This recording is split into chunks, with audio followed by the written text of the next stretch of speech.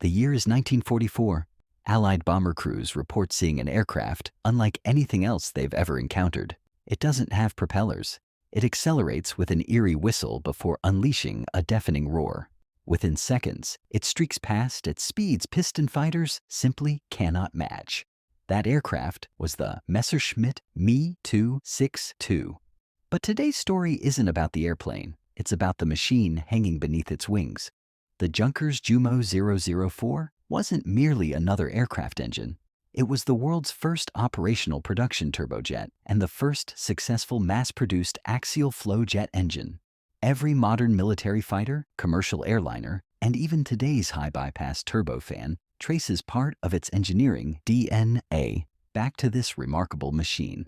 Yet, despite being decades ahead of its time, the Jumo 004 suffered from catastrophic reliability, terrifying throttle response, and an average operational life measured in only a few dozen hours. So how did engineers create something so revolutionary that was also incredibly fragile? Let's take it apart. The problem with propellers. By the late 1930s, piston aircraft engines were reaching their practical limits. Engineers kept increasing displacement, adding superchargers, improving fuels, and squeezing higher manifold pressures out of radial and V12 engines.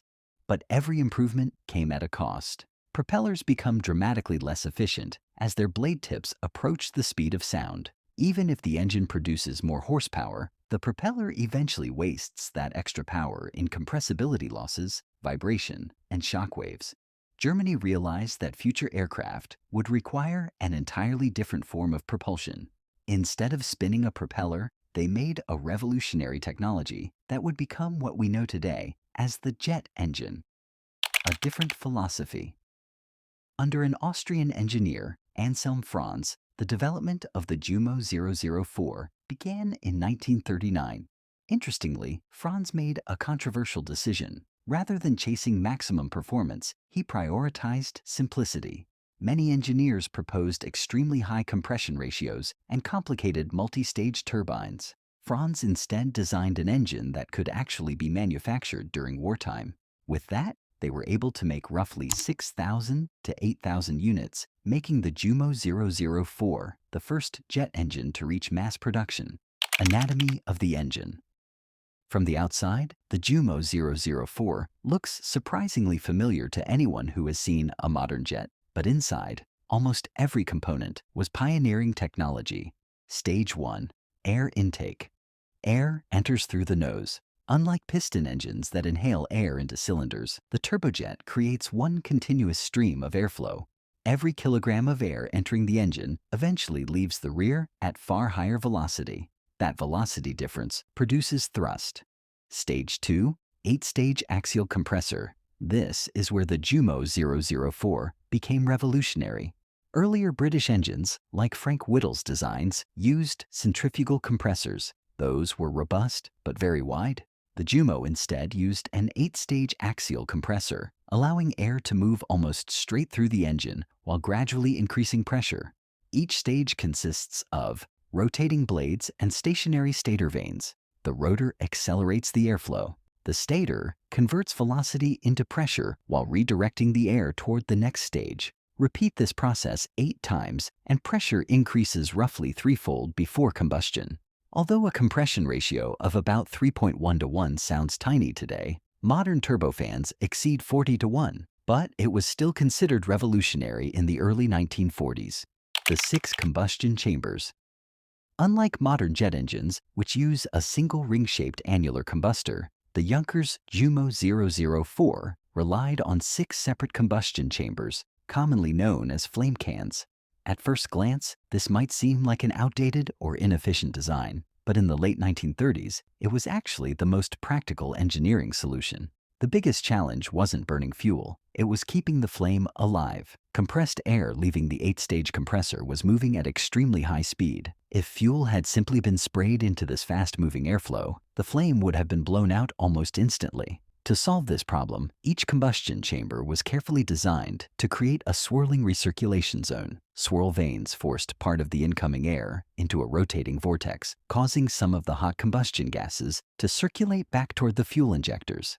This continuous recirculation acted like a permanent pilot flame, constantly igniting fresh fuel and keeping combustion stable. Only about a quarter of the compressed air actually took part in combustion. The remaining air entered farther downstream through carefully positioned holes in the combustion chamber walls. This additional airflow completed the burning process and, more importantly, cooled the hot gases before they reached the turbine. Inside the flame itself, temperatures exceeded 1,800 degrees Celsius, far beyond what the turbine could survive. By mixing in large amounts of cooler compressed air, engineers reduced the gas temperature to around 700 to 800 degrees Celsius before it entered the turbine. Using 6 individual flame cans also simplified manufacturing during wartime. Each chamber could be built separately, tested individually, and replaced if damaged. Although this arrangement caused slight pressure losses and produced a less uniform flow than modern annular combustors, it was reliable enough to make the world's first operational turbojet a reality. The one-stage turbine. After leaving the combustion chambers, the hot, expanding gases entered what was arguably the most important component of the entire engine, the turbine. Contrary to what many people believe, the turbine did not directly propel the aircraft. Its sole purpose was to power the compressor at the front of the engine. This was an enormous task. Compressing air requires a tremendous amount of energy. In fact, nearly 2/3 of all the energy produced during combustion was immediately extracted by the turbine just to keep the compressor spinning. Only the remaining energy escaped through the exhaust nozzle to generate thrust. The Jumo 004 accomplished this using just a single axial turbine stage. Modern jet engines often require multiple turbine stages because they must drive large compressors, enormous fan sections, electrical generators, hydraulic pumps, and many other accessories. The Jumo 004 had none of these demands. Its compressor pressure ratio was relatively low, allowing one carefully designed turbine stage to produce enough power while keeping the engine lighter, simpler, and easier to manufacture. Each blade acted like a tiny airfoil, extracting kinetic energy from the moving gases and converting it into rotational motion. This rotation powered the compressor through a single shaft running the entire length of the engine. In many ways, the turbine was simply the compressor operating in reverse. The compressor added energy to the airflow, while the turbine recovered part of that energy before the gases exited the engine to produce thrust. The engineering nightmare. Although the Junkers Jumo 004 represented one of the greatest engineering achievements of the Second World War, its greatest enemy wasn't aerodynamics or combustion, it was metallurgy. German engineers had successfully designed a working axial-flow turbojet, but they lacked the advanced materials needed to make it durable. The turbine operated in one of the harshest environments ever encountered in engineering. Hot gases leaving the combustion chambers reached temperatures close to 800 degrees Celsius, while the turbine rotor spun at nearly 9,000 revolutions per minute. Every turbine blade experienced enormous centrifugal forces, while simultaneously being exposed to intense heat. Modern jet engines overcome these conditions using nickel-based single-crystal superalloys, ceramic thermal barrier coatings, and intricate internal cooling passages. None of these technologies existed during the early 1940s. To make matters worse, Germany faced severe shortages of nickel, chromium, cobalt, and other strategic metals, forcing engineers to manufacture turbine blades from lower-grade heat-resistant steels. These materials rapidly lost strength at high temperatures, leading to a phenomenon known as creep. Even without melting, the blades slowly stretched under continuous centrifugal loading. As they elongated, clearances inside the turbine changed, reducing efficiency and placing even greater stress on the blades. At the same time, every engine start and shutdown created repeated cycles of heating and cooling. This constant expansion and contraction produced microscopic cracks that gradually grew until the blades fractured. Why it lasted only about 25 hours. Most modern jet engines operate for thousands of flight hours before overhaul. The Jumo 004 often required replacement after roughly 10 to 25 operational hours, although lifetimes varied depending on operating conditions and manufacturing quality.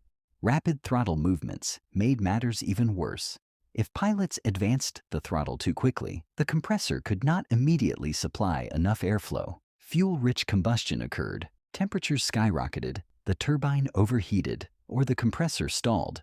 Many inexperienced Me-Too 6-2 pilots destroyed perfectly healthy engines simply by moving the throttle too aggressively.